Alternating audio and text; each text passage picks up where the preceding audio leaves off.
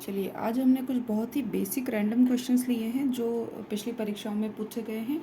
देखिए, आप लोग को लग रहा होगा कि हम कुछ भी किसी भी टॉपिक से क्वेश्चंस ले रहे हैं, लेकिन चूंकि इस तरह से लेने से ना जल्दी से चीज़ें याद हो जाती। बाद में हम इन टॉपिक को एक एक करके डिस्कस करेंगे और एक एक के सेपरेट वीडियोस बनाएंगे, और जहाँ से किस एग्ज़ाम में कौन से क्वेश्चंस पूछे गए हैं विद सोर्सेज हम उन्हें आपको प्रोवाइड कराएंगे। ठीक है, अभी कुछ हमने छोटे छोटे 4-5 पॉइंट्स लिए हैं जिनसे क्वेश्चंस आए हैं। नंबर 1, सबसे पहले हम बात करते हैं तो अवमूल्यन की। रुपये का अवमूल्यन या फिर मुद्रा का अवमूल्यन। अवमूल्यन क्या होता है सबसे पहले तो ये देख लेते हैं, फिर कितनी बार भारत में अवमूल्यन किया गया है इस पर हम बात करेंगे। तो अवमूल्यन का मतलब होता है अंतर्राष्ट्रीय बाजार में किसी मुद्रा की कीमत को अन्य मुद्राओं की कंपैरिजन में कम कर देना, या फिर मुद्रा की कीमत में जानबूझकर की गई कटौती, ये होता है अवमूल्यन। अब ये क्यों किया जाता है, ये इकोनॉमी में पीएससी यूपीएससी में 3 मार्कर के क्वेश्चंस में पूछे जाते हैं, छोटे क्वेश्चंस के रूप में पूछे जाते हैं। चलिए, अवमूल्यन की परिभाषा हमने देख ली, तो अब ये क्यों करते हैं। तो ये करने का सबसे बड़े 2 कारण होते हैं। सबसे पहले तो कई बार ऐसा हो जाता है कि राजकोष खत्म हो जाता है, या फिर राजकोष में विदेशी मुद्रा भंडार खत्म हो जाता है।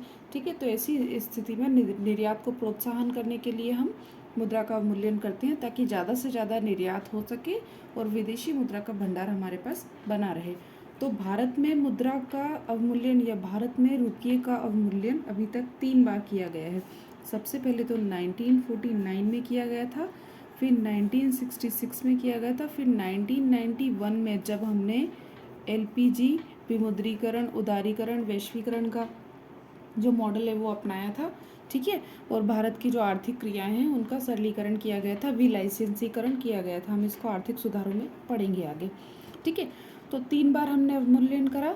1949 में करा, 1949 में, 1966 में करा और 1991 में करा। अब देखिए, तीनों की डेट नहीं पूछते हैं, लेकिन सबसे पहले जो अवमूल्यन किया गया था 1949 में, इसकी डेट कई बार पूछी जाती है। तो ये 20 सितंबर 1949 को किया गया था। ठीक है, अच्छा, अब अवमूल्यन और विमुद्रीकरण, ये जो 2 शब्द हैं इन पर कंफ्यूजन होता है। कई बार क्वेश्चन पूछता है अवमूल्यन का, लेकिन हम उसका आंसर विमुद्रीकरण की डेट लिख कर आ जाते हैं। विमुद्रीकरण क्या होता है, डीमोनेटाइजेशन। इसको सरल भाषा में बोले तो नोटबंदी। नोटबंदी, ठीक है। क्या होता है ये, कई बार जब काला धन ज़्यादा बढ़ जाता है तो पुरानी मुद्रा को चलन से बाहर करके उसको रिप्लेस करके नई मुद्रा जारी की जाती है, उसे बोलते हैं विमुद्रीकरण। इसका सबसे प्रमुख उद्देश्य ये होता है कि जो काले धन के रूप में जमा पैसा है उसे बाहर लाना, या फिर उसे रिप्लेस करके नई मुद्रा को जारी करना, जिससे व्यापार में गति ला सके, अर्थव्यवस्था को गति दी सके। तो भारत में विमुद्रीकरण या फिर नोटबंदी या फिर डीमोनेटाइजेशन कब लागू किया गया था, तो सबसे पहले तो 1946 में ये आया था। नंबर 2 1978 में आया था, फिर 2016 में आया था। 2016 का डीमोनेटाइजेशन तो सभी को याद होगा। ये कब आया था, 8 नवंबर 2016। ठीक है, इसके अलावा अभी हाल ही में 2000 के नोट पर भी एक गवर्नमेंट सरकार के द्वारा एक्शन लिया गया है, इसे बंद कर दिया गया है। लेकिन अच्छा, क्वेश्चन आता है कि जो 2000 का नोट है ये कब तक जारी रहेगा, तो 30 सितंबर 2023 तक ये चलन में रहेगा। इसके बाद में ये चलन से बाहर हो जाएगा, है ना। अब कुछ क्वेश्चन, वैसे तो विद्युत परियोजनाओं पर हमेशा ही क्वेश्चन आते हैं, लेकिन अभी हम कुछ 3-4 करेंगे, बाद में आगे जल विद्युत परियोजना भारत की, विश्व की और मध्य प्रदेश की, और कौन सी सबसे बड़ी है, कौन सी सबसे छोटी है, कौन सी परियोजना हाइड्रोलिक बांध पर आधारित है, किस में इजरायली टेक्निक का उपयोग किया गया है। इस तरह की परियोजनाओं से जो टेक्निकल वर्ड्स होते हैं उस पर हम एक वीडियो बनाएंगे। अभी कुछ छोटी छोटी 3-4 परियोजनाएं जिन पर क्वेश्चन आए हैं वो हमने लिए। एक तो क्वेश्चन आता है चूखा परियोजना, है ना। चूखा परियोजना ये कहाँ पर है और कब बनी और किन देशों के बीच में है। तो चूखा परियोजना एक अंतर्राष्ट्रीय जल विद्युत परियोजना है।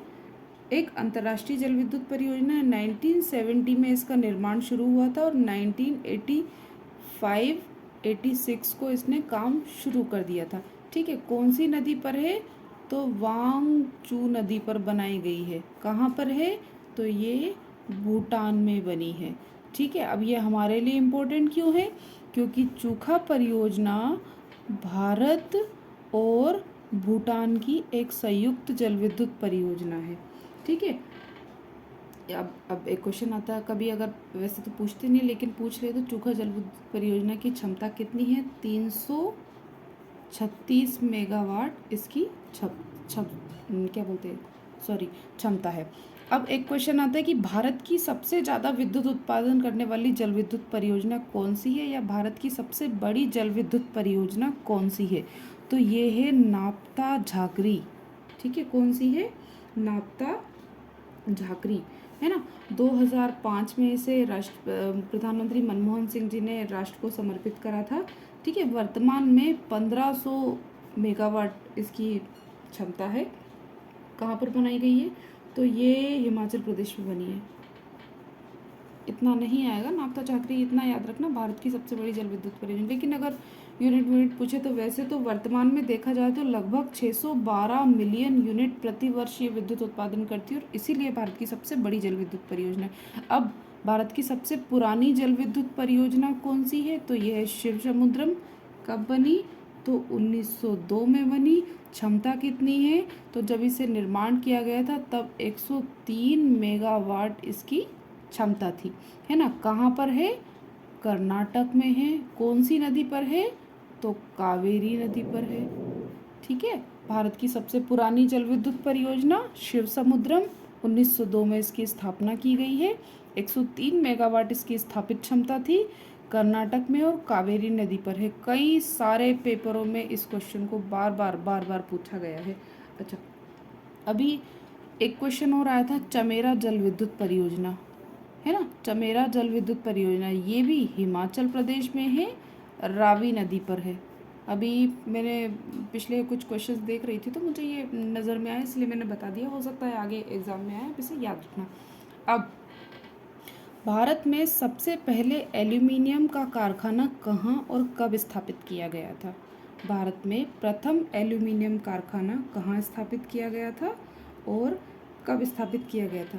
तो ये 1937 में स्थापित हुआ था, आसनसोल में।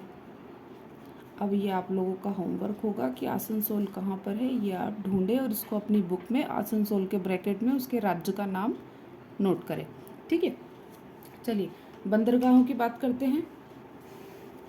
ये क्वेश्चन है लेकिन इसके साथ में, वैसे तो हम भारत के जितने भी बंदरगाह है और विश्व के जो बड़े बड़े बंदरगाह है उनके बारे में डिटेल से पढ़ेंगे। ठीक है, लेकिन अभी मोटा मोटा थोड़ा सा देख लेते हैं। रासायन निस्तारण के लिए बंदरगाह, यानी कि जो केमिकल होता है, केमिकल को डंप करने के लिए, डिकम्पोज करने के लिए भारत में कौन सा बंदरगाह बनाया गया है? तो ये है दाहेज। अब ये दाहेज कहाँ पर है? तो ये है गुजरात में। ठीक है, अब हम भारत के कुछ बंदरगाहों की बात कर लेते हैं। ठीक है, तो भारत की जो भारत की जल सीमा है प्रायद्वीप से लगी हुई, यहाँ पर 13 बड़े और 185 छोटे और मध्यम बंदरगाह बने हुए हैं। सारे हमें पढ़ने नहीं है, हमें सिर्फ बड़े बड़े बंदरगाह पढ़ने। ठीक है, बड़े बड़े बंदरगाहों में मैं थोड़ा सा पॉइंट आउट कर देती हूँ, आप इन्हें नोट कर लेना। ठीक है, बाद में आगे हम इन्हें और पढ़ेंगे।